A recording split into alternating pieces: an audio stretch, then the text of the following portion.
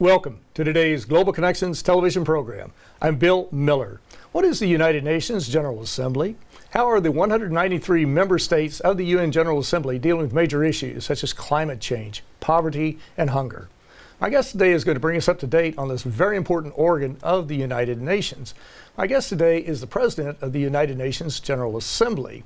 My guest today is His Excellency Mogens Lykketoft of Denmark, who served as the president of the 70th session of the General Assembly, which ran from September 2015 to September 2016. Your Excellency, welcome to today's Global Connections program. Thank you very much.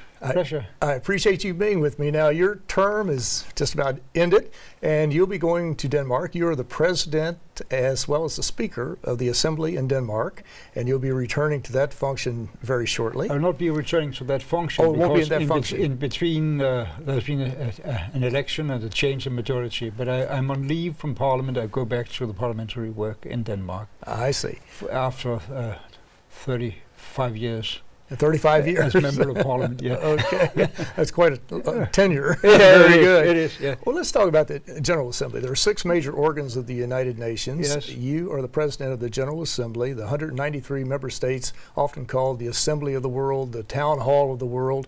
What are the main functions of the UN General Assembly? I think the main function is to bring together representatives from all of the globe. I mean, we have representatives from governments of 99.7% of the world population. And I think that if we didn't have it, we had to invent it, because it is a marketplace where you can exchange views and negotiate issues that would otherwise be even more complicated to solve. It's not that the United Nations has lived up to all the ambitions 70 years ago. Of course it hasn't. But I think it is a great contribution to avoiding and containing conflicts and building the common platform for a better future. Mm-hmm. When you came in as President of the General Assembly, I'm sure you had some goals, some issues you wanted to focus upon. Were there 2 or 3 that, I'm sure the members of the General Assembly wanted to work with you on those, but were there 2 or 3 that you really wanted to focus on over the next 12-month period? Well, there are 3 pillars of the UN. One is development, one is peace and security, and one is human rights. Mm-hmm. And of course, I had also in the high-level thematic debates, I have been arranging as president the focus on each of those. But we knew at the beginning of this 70th session, the issues of development, sustainable development, containing the climate change would be main issues. And of course, also the question on peace and security is very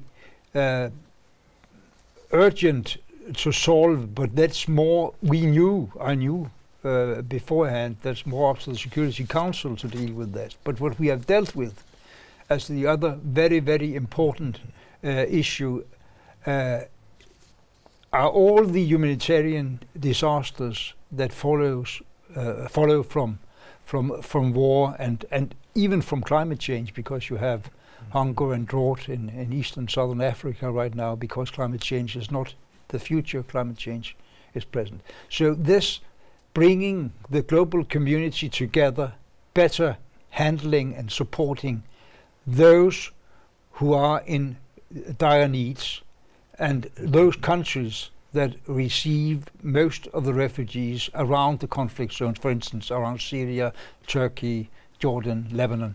That has also been a very important issue on this session of the General Assembly. Many observers, many scientists believe that climate change is the #1 problem we're dealing with in the world. Yeah. If we lose the planet, we've lost the game to a large degree. And of course, the UN did sponsor a very important climate change conference in December of this past year in Paris. How important was that climate change agreement as far as mobilizing the countries of the General Assembly and basically everyone around the world, hopefully, non-governmental organizations, civil society, everybody to come together to focus on dealing with this major, major issue? I think what happened in Paris was the greatest leap forward in the discussion how to contain climate change we have had up till now.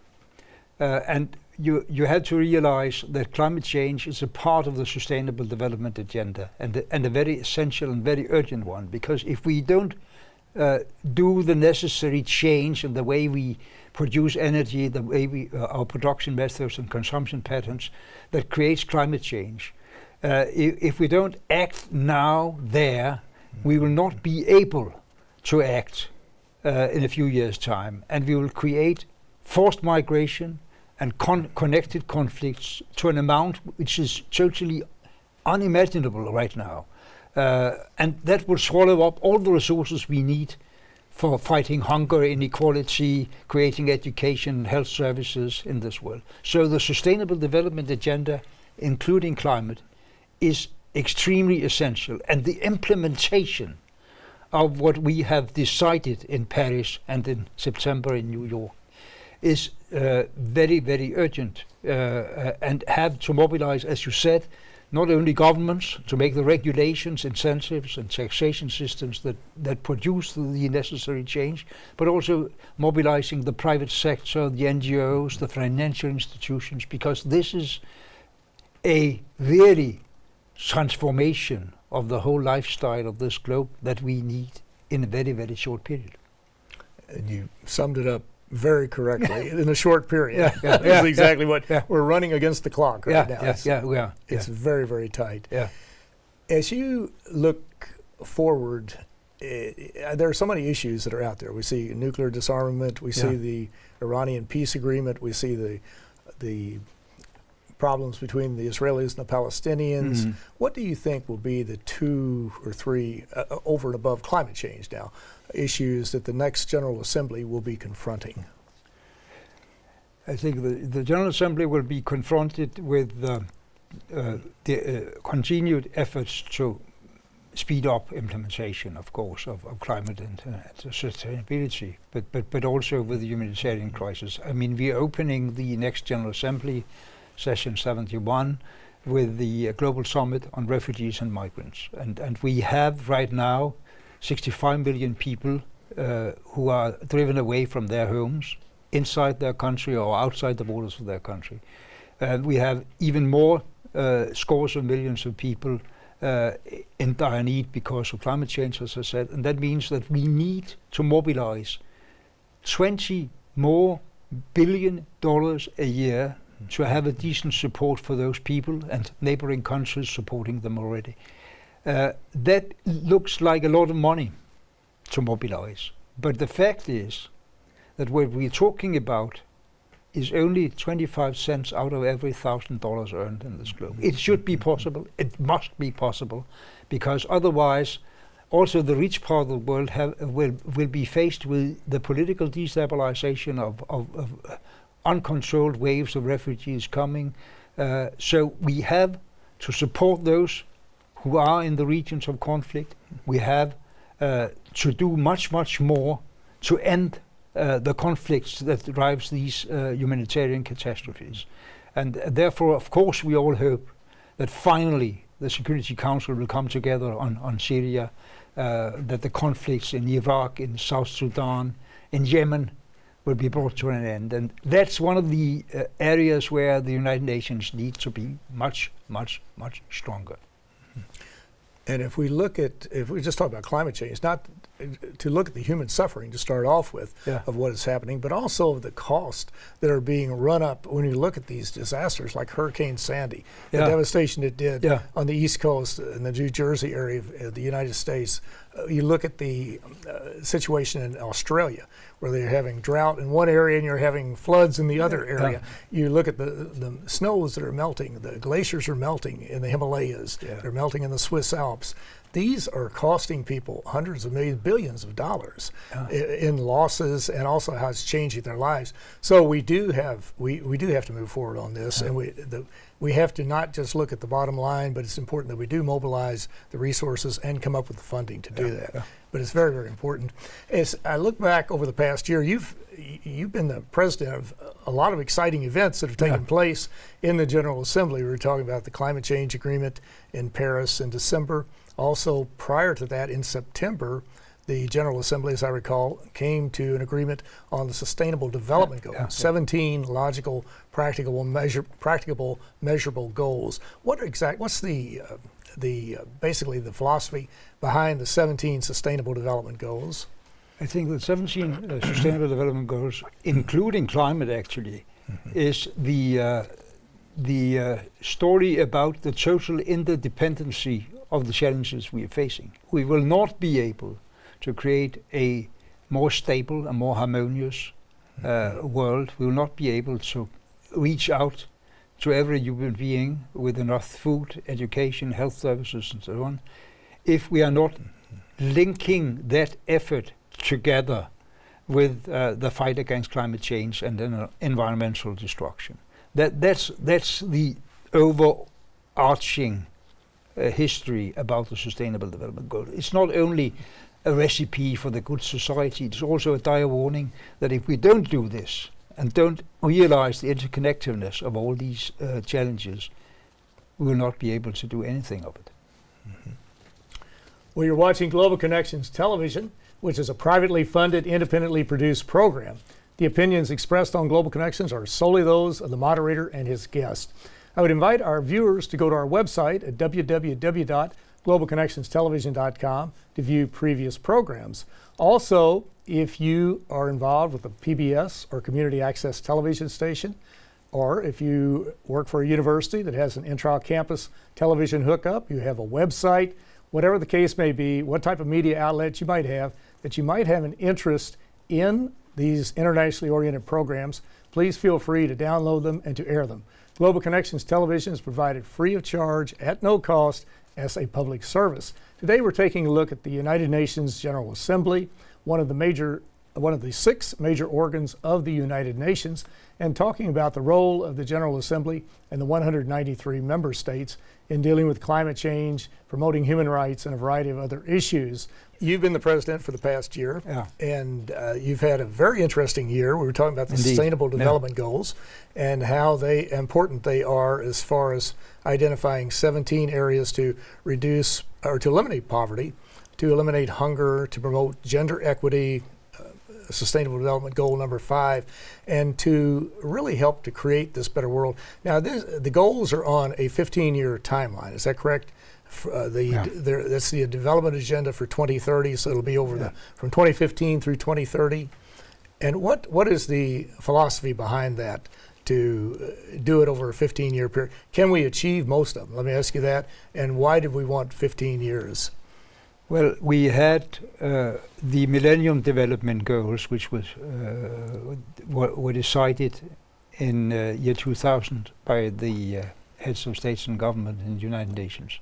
And there we had the focus on poor people in poor countries. And we decided that the major goal would be to reduce what we call extreme poverty in this world to half in the first 15 years of this century. We did that.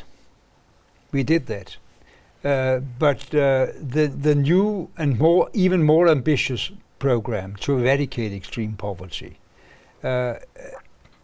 is also somewhat different, because what we have realized at least within the past 15 years, is that we cannot eradicate poverty going along the same path as we have followed for the last 15 years or for the last 70 years.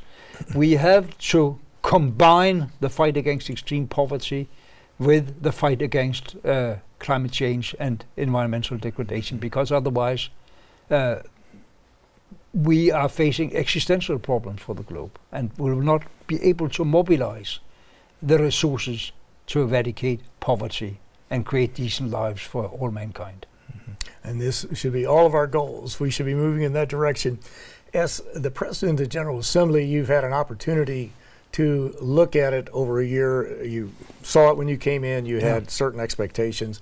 As you look back on your roles as President of the General Assembly and the role that it plays a very important role in not only discussing issues, excuse me, but also adopting resolutions, mobilizing, working with UN agencies, doing studies, that type of thing.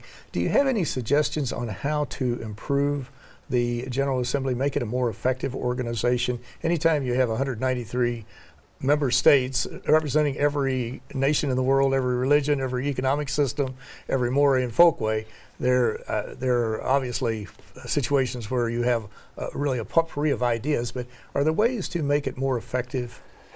Well, that's a question which is a part of a much major question of the whole system of organization in the UN, and I think the new Secretary General will have to deal not only with the problems of development, peace and human rights, but also with the organization of this huge number of people working in the UN Secretariat and the funds and programs connected with the UN. But about what the President of the General Assembly can do, what we have seen over this year, and I think it's a part of a gradual development over years, is that the demands from the member states to the President of the General Assembly to structure better, to lead processes, to facilitate outcomes, has been ever increasing.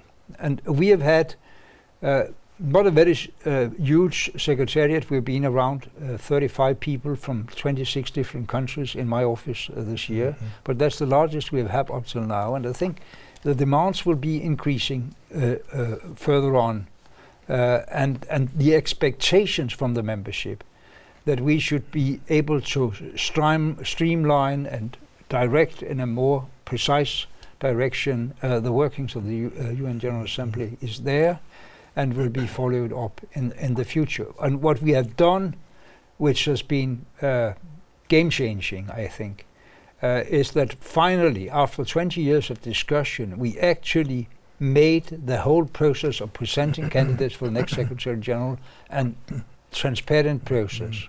Presented each of the candidates for 2 hours each in the General Assembly itself for presentation, Q&As. And we had also a town hall meeting in the General Assembly of the United Nations with 10 of the candidates.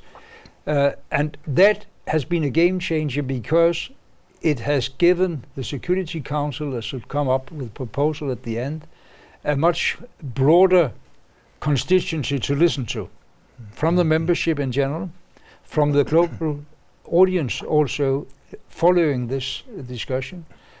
And hopefully it will also lead to the election of a very strong personality as the Secretary General for the next 5-10 years.